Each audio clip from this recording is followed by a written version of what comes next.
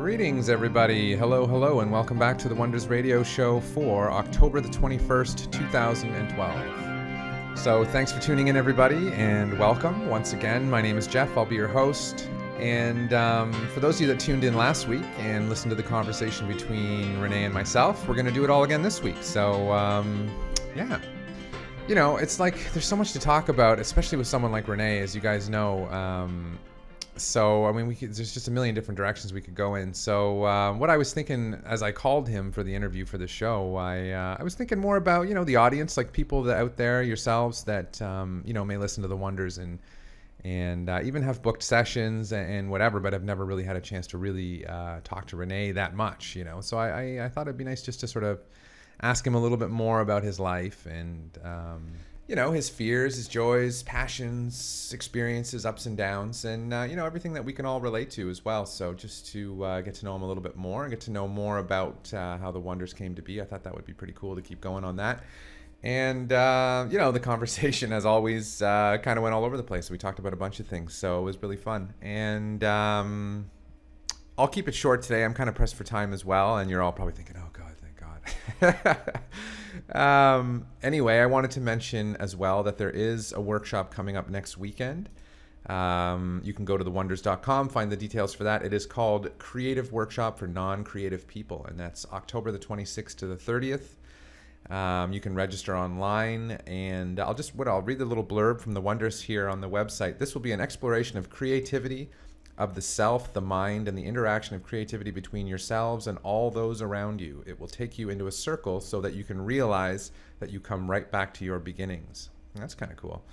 So that's all happening next weekend, and that, I believe, is a 20-session workshop. And again, all the information is on the website. And apart from that, of course, there's the online store. You know, you can book a personal session, which I highly, highly recommend, in case you haven't figured that out by now. Also, the online store, you know, to put it in perspective, you know, the price of a large pizza, you can have a session from the Wonders that, you know, can just completely change your whole perspective of reality, you know. Topics as far-reaching and super broad, love, energy, time, space, anything you can possibly imagine about energy and consciousness and, you know, and practical things as well. I mean, not that time and space isn't practical, obviously, but, you know, it's like... if that's not your thing, there's stuff, everything. I mean, I had a whole list here. I'd be here all day reading down all the different titles about and all the different topics. So it's just, man, spend an hour and just surf the store. It's mind-blowing, you know. So check that out. And study groups as well. You know, there's a retreat coming up next summer. So there's all kinds of things going on. And you know, yeah, it costs money. And, you know, I know that's a big issue for a lot of us. And it was for me, too, when I first got into this stuff. So... you know, I can totally relate. You know, what do the Wonders say? The three biggest triggers for humanity is sex, religion, and money. You know, and isn't that true, man? If you get into that, it's like we could be talking for whole lifetimes. You know, and the money thing, it's like the whole spiritual community, quote unquote, new age community, everything that has to do with spirituality and this type of information seems to have a major phobia against charging, and we have a definite psychology of struggle and sacrifice, and everything's got to be for free. And you know, this goes really deep in our whole society, you know, and it comes from religion. It comes from a lot of different places, our own perspectives of lack and self-worth and self-love. And, you know, so if you get into this whole money thing, it's really deep. It's not what it appears to be on the surface. And the fact that Rene charges for what he does is, to me, is to his credit, you know, really. I mean, he's being an example of showing what it is to really love yourself and appreciate yourself. And he knows the value of what is happening with the Wonders. And I mean, really, if you really, really get into it, it's actually a bargain. It is like, you know, he is being very, very generous. If you think about the true, you know, to me, like the reality of what's actually going on, the Wonders coming through Rene at this time, and what they're actually, the opportunity that's there for everybody. I mean, I know it scares the pants off of us, but I mean, if you look at it for what it is, it's like, come on, people, like this is the real deal, right? So.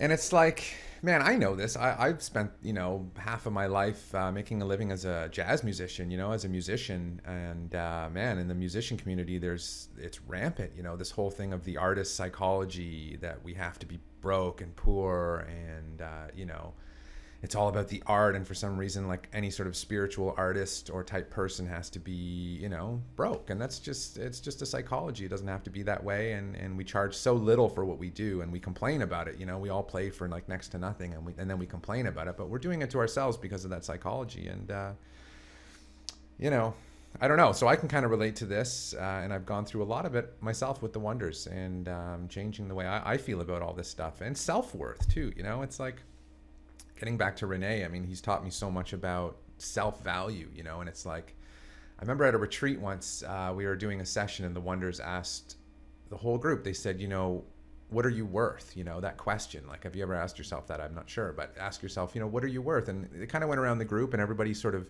and it was based on a dollar value, right? It was kind of to prove a point.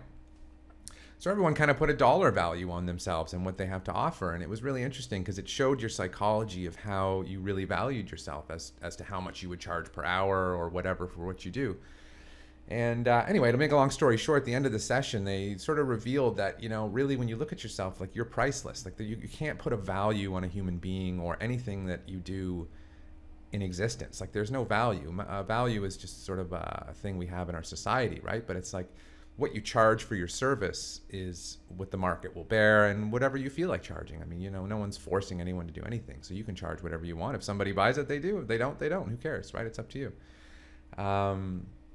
So that was a really cool lesson. And I mean, if you have money issues about this stuff, and you're listening, and you have issues about it costing money, you know, have a look at yourself and what it is that you think you're worth, you know, because at the end of the day, this whole thing with the Wonders, it's like, you know, it's like, it's for you. It's like, what are you worth? You go and explore with the Wonders. You're not going to come home with like a fancy pen set and like a t-shirt that says you went to a Wonders retreat. That's not what this is about. So this is about you and your consciousness and your whole existence, you know, and the whole world, the whole human consciousness, you know. So to sort of compare it to like what other people charge is kind of doing us all, I think, a bit of a disservice, because it's like, you know, lawyers and like all these people charge all kinds of money, and we don't bat an eyelash at that. But all of a sudden, as soon as it's spiritual information, everybody starts freaking out. So it's like, and I know this because I went through it. So anyway, so I said I wasn't going to talk, and now I'm talking. So anyway, let's just get right to it, folks. Here's the conversation, and I hope you all enjoy. It was really great to hear again from Rene, and thank you, Rene and Maggie, for doing this again, putting this out. And thanks everyone for listening, and stay tuned for next week's show because we have more coming. So enjoy, folks, and we'll see you next time. Thank you very much. Bye-bye. Here we go. We're on the air. And hello again, Rene. Greetings. Greetings, Jeff. How are you? Good. How are you? Fantastic. I had a feeling you'd say that. Absolutely amazing. You know, you walk into a store these days, you know, and people always say, how you doing, you know, and you can see in their energy that it's like, oh, God, I got to say it to one more person, you know. I just love saying to them, absolutely amazing, brilliant, in fact. And you watch their faces just kind of all of a sudden light up, you know.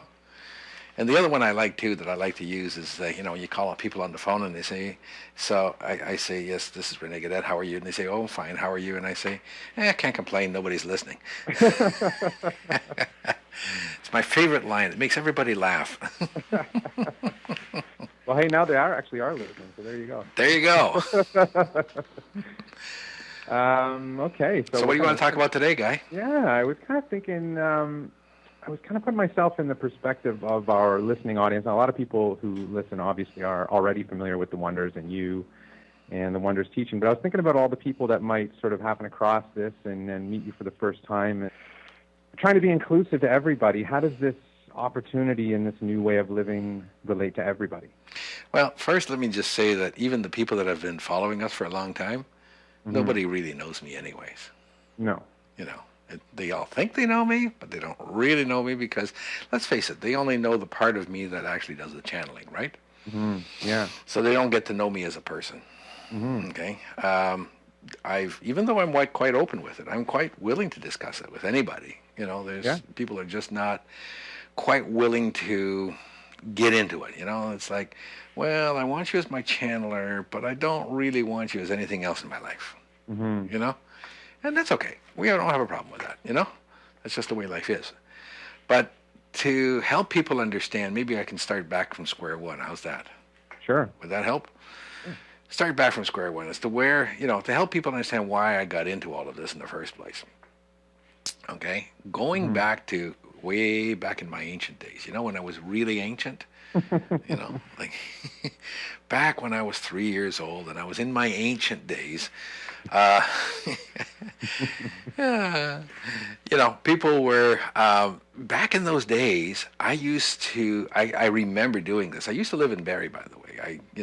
Even back in those days, surprisingly enough, I only lived here for 4 years, but that's when it all started.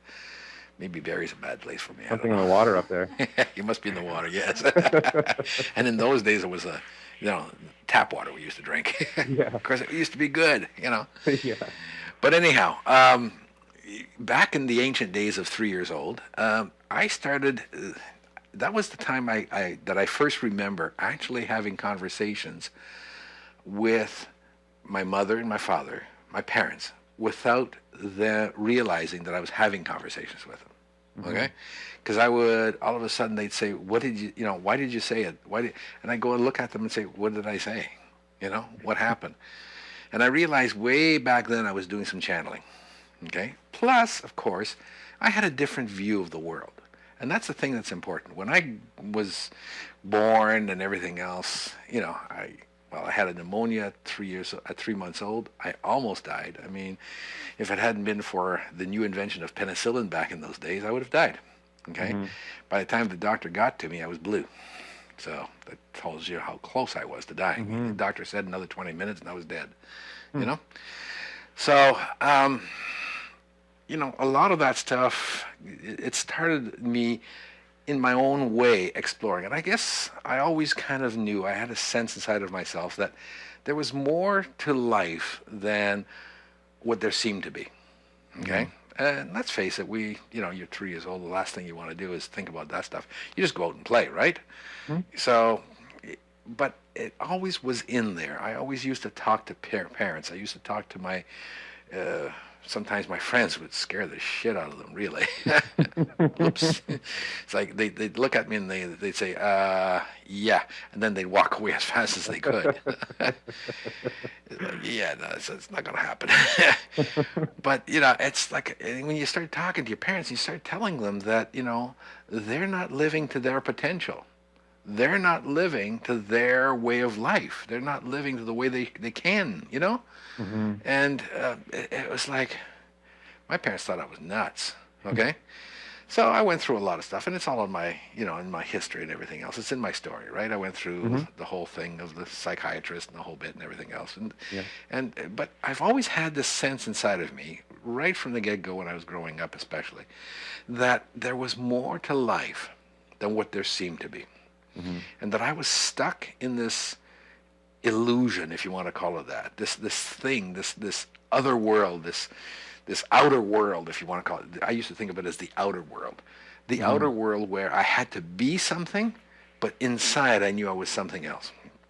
So a lot of times what was happening is of course, I'm sitting there feeling like this, and I don't know what to do with these feelings. I don't know where they are. I don't know what's happening. I don't know why I'm feeling like this. But I do know one thing. I do know that I can't keep talking to people about it, because no matter who I talk to, and I tried talking to my parents, I tried talking to the priests.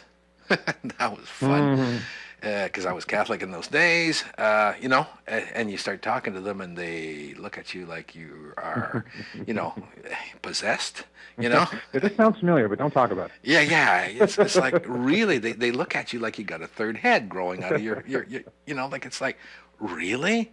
Yeah. And I would have conversations with them, like I was 12 and 13 years old, and I would have conversations with these priests about their theology and their religion, and I was saying, like there's something wrong with here because you guys are not living what you're saying you're living, and really, you want me to live like you say I should live, but you're not living it, so you're not the example, and none of that is real anyways.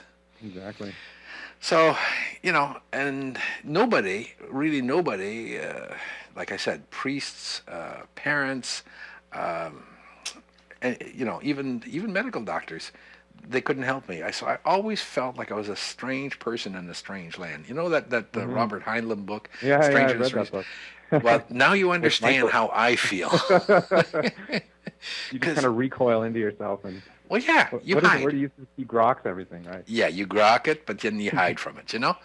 So really, I was stuck in this world that I had to hide. And I realized I had to hide. There was just no way that I could live the life I wanted and be in the world that was around me, okay? At least not in those days. Yeah. So what I did is I hid. I started pretending that that everything was real, and I had to do what everybody else wanted me to do. So of course I got married and had the kids, and I started living that whole life, and I got caught up with it, totally caught up with it. And I spent 14 years in my first marriage, and I really was caught up with the whole thing. I was so caught up with it that really I looked at it and I thought to myself, this is life, this is all there is. But towards the end of that marriage, like about 12 years, well, actually all the way through, but more strongly into the end of the last 2-3 years of the marriage, I kept thinking to myself, there's more. I know there's more. And I can't be what I want to be as long as I'm playing in this field of illusion, this reality, you know? So I can't be there. It's just not going to happen if I stay here. And I knew I had to leave the marriage. It wasn't pretty. It certainly wasn't one of my most finest moments for leaving a marriage, but, you know, circumstances were such that I ended up finally leaving. And then I started looking at things, and, you know, a friend of mine said to me, he says, you got to see this psychic. I said, yeah, psychic, yeah, right. Yeah, me and psychics, no, not going to happen.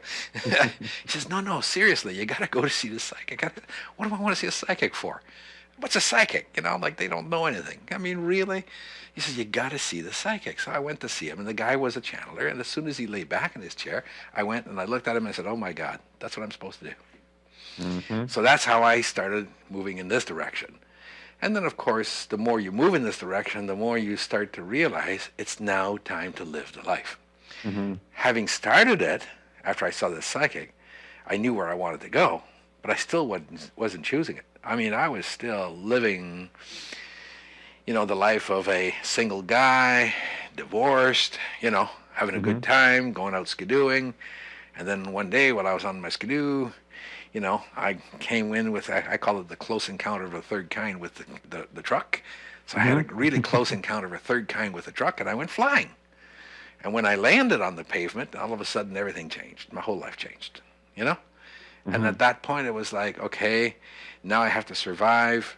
And I knew I was going to make it. I knew there was no doubt inside of me. But it's just a question of, I also knew that if I let go, I would die. And I wasn't prepared to die there on the road. It's like, nah, I'm not doing this here. So when I got to the hospital, of course, I fought them tooth and nail because I didn't want to lose consciousness, knowing full well that if I lost consciousness, I was dying. But eventually I did. And of course I died. You know, it's the way it works, you know. And then, thank goodness, I was right in the hospital, so they were able to bring me back, right? Yeah. So when I came to, after being in intensive care for 2.5 weeks, almost 3 weeks, when I came to, I realized that my whole life had to change. I realized that everything that I was no longer could be.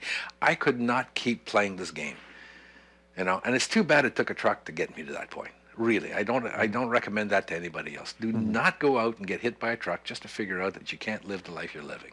You know, change your life before then, please. Okay. So, because really, trust me, that truck, it's a lot harder than you are. It ain't pretty. No, and it's no fun, the recovery part. Okay. So I realized then I had to change life. And so then I started I knew that I still wanted to channel because I had seen it. And I knew that's what I wanted, but I didn't know how. And then, of course, I was just kind of taking it one step at a time in my life. I started taking meditation classes, and all of a sudden in meditation class, I went into a meditation that didn't come out. When I came out, finally, I've got all these people sitting on the ground in front of me, and they're all looking at me and wondering, like with rapture in their eyes, and I'm looking at them going, oh shit, what happened now? You know, like, what went on? It's like, I went under, we're all sitting in chairs, I come out and you're all sitting in front of me on the floor. This is not good, you know? But I kind of had a sense of what might have happened, because of course I had seen it happen during the classes, right? To other people. So anyhow, so that's how it started. and one thing led to another, and it took me a long while, but eventually I made a lot of changes in my life, went through another couple of relationships, and finally I changed myself enough to allow Maggie to come into my life. And I knew all along that I really wanted that. I was looking for that other half of me, that part of me that I knew was going to not just complement, but complete the equation so that the wonders could come out to the world. Because I knew they had to come out to the world. I knew it. I knew this awareness had to come out. So eventually Maggie came into my life, and we've done that job. Now, all the way through all of that, I also knew that there was kind of a part of me that knew a lot of this stuff, was very aware of it, subconsciously, not consciously, but very aware of it, and that I wasn't always living it, and I wanted to live it. So as I started channeling the wonders, of course, I became more and more aware of, I got to get off my ass and do this, It's like it's not going to happen if I don't do it. I can't be channeling and not become an example for people as well, because that's really what I wanted to do. I didn't want that separation, that dichotomy, let's say, between, I'm a channeler on one side, but I'm a person who smokes, drinks, swears, and, fools around all the time, right? Yeah. I wanted especially, sorry, I was going to say, especially because the core message is about choosing. Well, yeah. It's like... Exactly. So one without the other. Exactly. And, you can always argue yourself into, well, I'm choosing to smoke, I'm choosing to drink, and, all that stuff. But at the end of the day, I guess I wanted to rise above myself. And that's, I think, for anything. Today, like, if we can, I think this is where this message is going, and this is what I've been talking aloud, actually, just in this past workshop that we just completed. It's rising above ourselves. It's getting beyond the point of where we're content to just be the person that fits in. Because we're all stuck in fitting in. The way I see the world right now is we've got a bunch of people that are stuck in fitting in, and a few people that want to not fit in. They want to be different. Okay, but the majority, we're quite happy just fitting in, and the more we fit in, the less we rock the boat, the better we think our lives are. Okay, so with the wonders and channeling and everything else, of course, they helped me to come to the realization of my own brilliance. Okay, and now, it's like this past workshop, I can't remember what the title of it was. Maggie would probably remember, but I think it was Big Toe, Little Toe. Oh yeah. Or what's the big toe doing there, or something like that. What was it? It's what's my big toe doing there? Yeah, okay. Like with a title like that, I thought to myself when I put together the workshop, I thought, oh great, I can just sleep and let the wonders do the talking. I mean, what do I know about what's my big toe doing there, right? Yeah. Okay. So I thought, perfect. This is a perfect workshop. I'm just going to get to sleep. I'm not going to have to talk. I'm just going to have to just lie back and let the wonders do the work, right? No. Yeah. Halfway, right at the beginning of the first session, they sit there and they go, oh yeah, by the way, he doesn't know it yet, meaning me, okay? But he's going to do this workshop. It's like, oh, crap. So then they came out and everybody's laughing and saying, guess what you're doing? So I was like, oh. You got to work for that. Yeah. But we went through a really amazing workshop, because one of the questions of this whole workshop was, and one of the big focus of this workshop was, how do I want to live my life? That was the whole workshop. Okay? And when you start looking at it that way, I start going back over myself, and I start going back over my history, and I realize that one of the things that I've always wanted to do is I've always wanted to rise above myself, no matter what.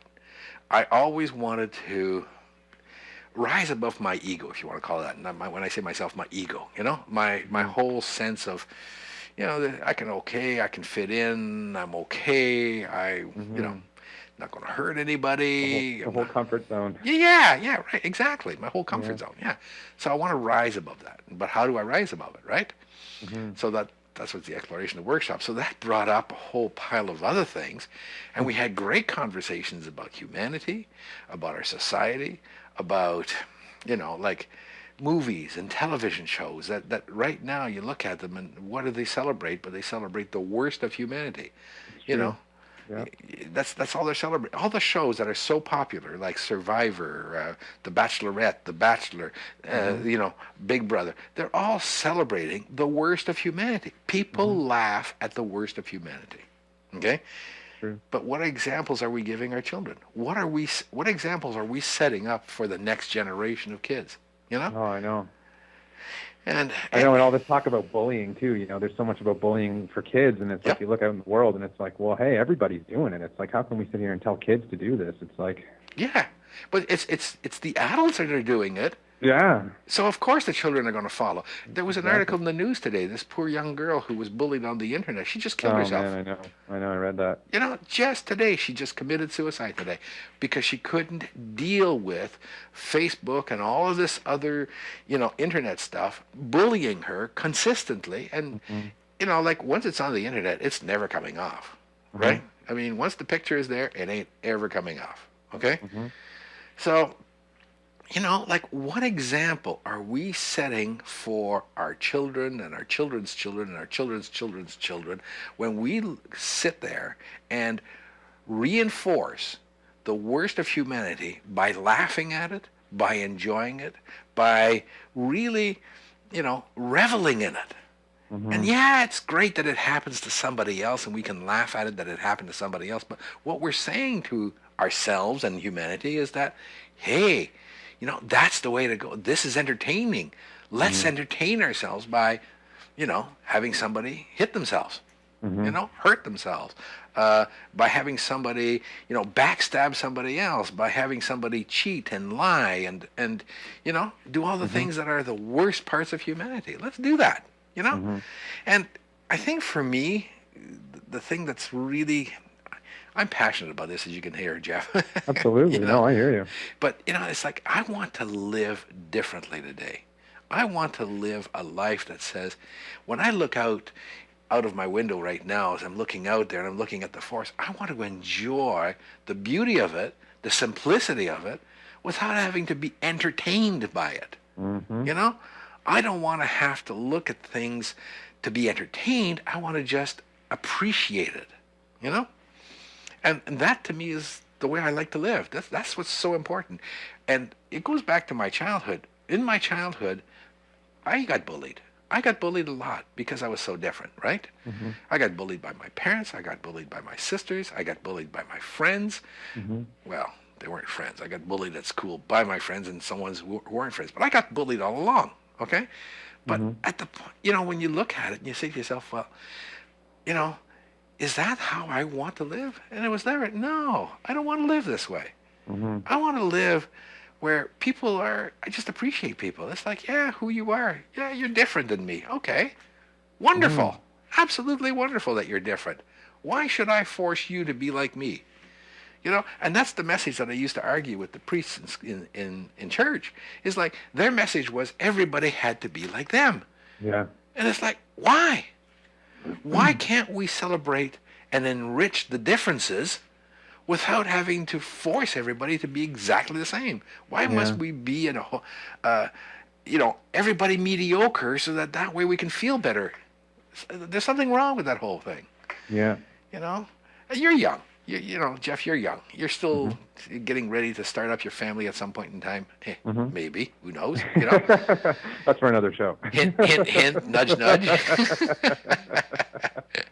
But, you know, at some point, you'll make that decision, right? Yeah. Okay? Yeah.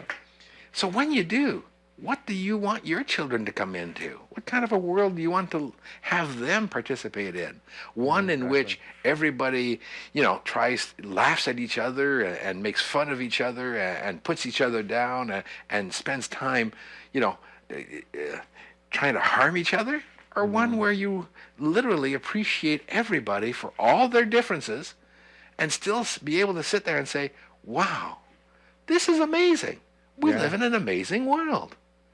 Yeah. You know, I'm a negative person, by the way. My mind's negative, okay? And I was saying this the other day. It's like, you know, I can relate. my mind's one of the most negative things you can ask for. If there's going to be a negative thought, my mind's going to come up with it, okay? But I want to rise above that. I don't want my mind running my life. I don't want my mind always being there. I want to live differently. And I choose to do that. That's what I choose to do. So for me, all this channeling, all this stuff that we're doing, these radio shows, this is why I don't mind talking right now. There was a time when I really wanted the Wonders message to come out, and the Wonders message did come out.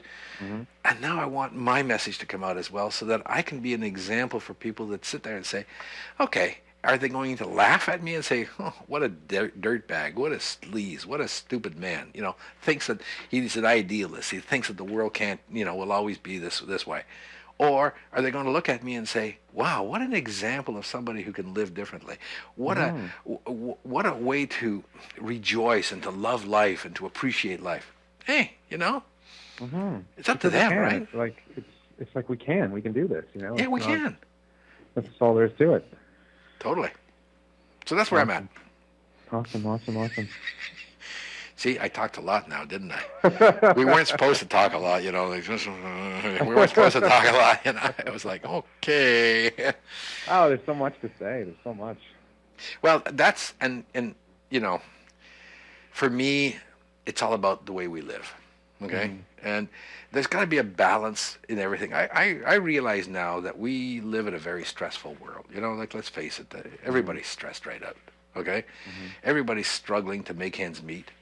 But you know what we're struggling to make ends meet? Is because we've been sold a bill of goods about our expectations. We've been told that we should expect everything without ever choosing anything. But we should expect it. Okay? It's up to the government to give it to you. It's up to society to give it to you. It's up to your fellow man to give it to you, but don't ever choose it. Yeah, exactly. Okay? And that's a bill of goods. That's a load of crap as far as I'm concerned. It's like, I have high expectations of myself, not expectations. Even that's a wrong word. I have a willingness to choose my brilliance. Okay? I don't expect more of myself than what I'm prepared to give to myself. Okay? So I give it to myself, and then, of course, I put it out. Okay? So I don't expect the world to take care of me. It would be nice. It would be fantastic if it did. But no, I don't expect it. But I am willing to choose it. I am willing to choose to make a difference in this world.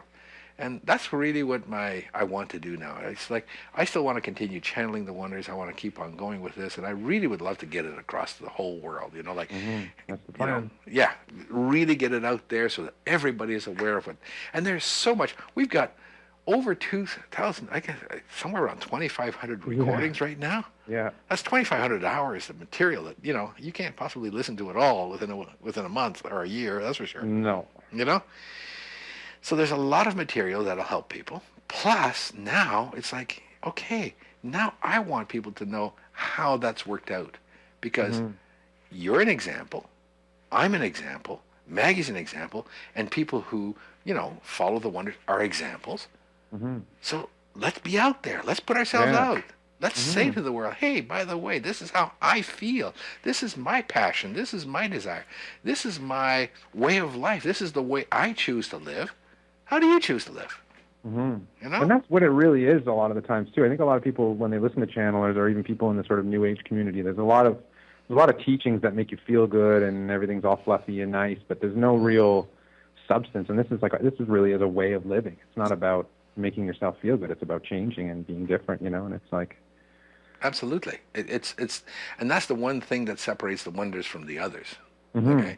Because yes, the Wonders, let's face it, they're not exactly the kind of entities that are going to sit there and stroke your ego. No. Okay? That's not what they do. They don't stroke egos. Having said that, though, they give us a framework. They have given us a framework to live by. A framework that says, you too can live brilliantly.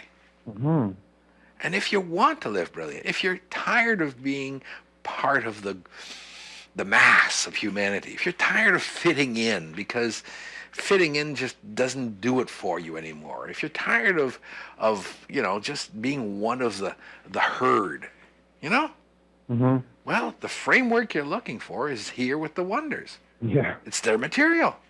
Yeah. You know, listen to that stuff, follow that stuff, learn from that stuff, and develop for yourself.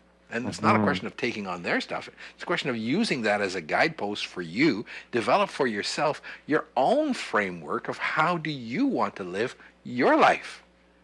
Because it's your life. Yeah. It's not the Wonders. It's not mine. It's not, it's yours. So how do you want to live your life? And if the Wonders and their guidance is the framework you want to use, follow the framework. But still within that framework, there's so much flexibility in there that you can decide you can choose how you want to apply that to your life. Yeah, it applies to everybody. Well, yeah. So, it's like, let's all become brilliant people. Not become, because we're already brilliant, but let's all become manifestations of our brilliance. Let's all choose to live the life we want to live, not the one we think we should, we ought to, because after all, if I don't, I'm just going to rock the boat and people are going to get mad at me and, I'm going to get bullied and people are just, it's like, really? Yeah, and sometimes it means you're going to end up losing jobs and losing marriages and, yeah, your life's going to get turned upside down and into a turmoil. I'm not saying that it's going to happen if you follow the Wonders, but sometimes it happens. Okay? When you start making changes for yourself, sometimes your choices lead you in a different direction. And the thing to realize is that all your life, so far, all the choices that you've made have been made based on you fitting in and not rocking the boat. Yep. And once you start choosing to live differently, once you start choosing to live away from the mass of humanity, away from the herd, okay? You get rid of this herd mentality. Once you get away from that and start living the life you want to live, well, now all of a sudden, all those choices you've made before, well, they're going to get reviewed. They're going to get shifted and altered. And you're going to find yourself really looking at these relationships you have with your friends, with your acquaintances, with your family, with your loved ones, and you're going to sit there and say, I want a different relationship with these people. And sometimes those people are willing to have different relationships with you. As scared as they are, you become an example to help them move beyond themselves. And other times they're so scared they say, nah, this is just not the way I want. And that's what happened to me.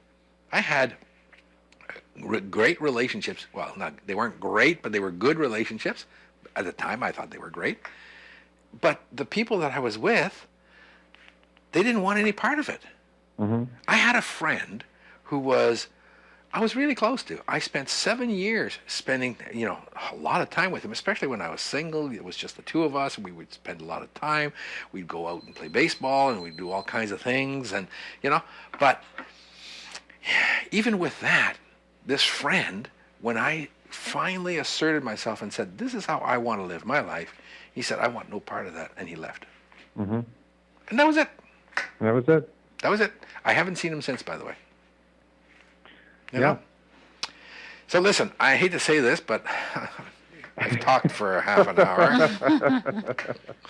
More. Sorry. More. Yeah. Hey, listen, if you want to talk more, we'll talk some more the next time, okay? Sure, sounds good. Hey, but next time, you come and be prepared to talk too, because I do all the Oh, talking all these right, days. all right, Hey, all right, all right. It can't just always be me, Jeff. This is your radio show too. Oh, yeah, right. All right, listen, I got to go because I got another appointment coming right after this. And, Wonderful. But to everybody who's listening, thank you for listening. I hope I imbued in you some of my passion, and hope you enjoyed this. Yeah, thanks again, Rene. Thank you. Thank you. And we'll see you guys next time. Thank you, Maggie. Absolutely. Thank you. Yes. Bye, guys. Bye-bye now. Bye.